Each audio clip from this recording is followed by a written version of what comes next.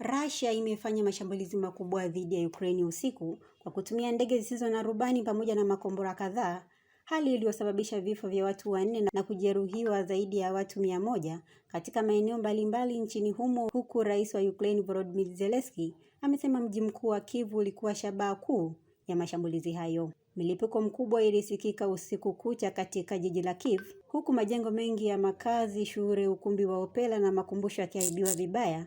Miongoni mwa maeneo yaliyoathirika ni makumbusho ya Konobi ambayo maofisa wa Ukraine wamesema yameharibiwa kwa kiwango kikubwa baada ya kushambuliwa. Waziri wa ulinzi wa Russia amedai kutumia makombora ya kisasa la kasi kubwa aina ya Oreshki katika mashambulizi hayo, ikisema hatua hiyo ilikuwa ni jibu la kile wanachodai kuwa mashambulizi ya Ukraine dhidi ya miundombinu ya kiraia ya Russia. Hata hivyo, jeshi la Ukraine limekanusha kuwahi kulenga raia. Mapema Jumatatu, miongoni mwa nishati katika mkoa wa Belgorod nchini Russia unaopakana na Ukraine uliripotiwa kuharibiwa baada ya mashambulizi ya makombora. Mamlaka ya eneo hilo zilisema hakukuwa na vifo, lakini huduma za umeme na maji zilisimama kwa muda. Rais wa Russia Vladimir Putin, ambaye alianza uvamizi mkubwa dhidi ya Ukraine mwaka 2022, aliishutumu Ukraine kwa kushambulia bweni la wanafunzi katika mji wa Starovik uliopo eneo lililodhibitiwa na Russia, ambapo watu 21 walidaiwa kuuawa.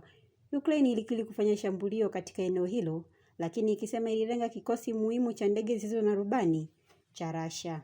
Viongozi wa Ulaya wameendelea kulaani mashambulizi hayo makubwa ya Russia, huku Rais wa Ufaransa Emmanuel Macron na Kansela wa Ujerumani Friedrich Merz walikosoa matumizi ya kombora la Oreshki, huku mkuu wa sera za kigeni za Umoja wa Ulaya Kaja Kallas alisema hatua hiyo ni mbinu ya kutisha kisiasa na kuhatarisha usalama wa nyuklia.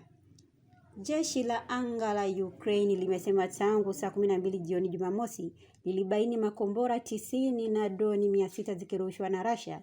Taarifa za awali zinaonyesha makombora 55 pamoja na droni 549 zilidunguliwa na kuzuiwa kabla ya kufika malengo yao, ingawa maeneo zaidi ya 50 mjini Kyiv yalishambuliwa moja kwa moja.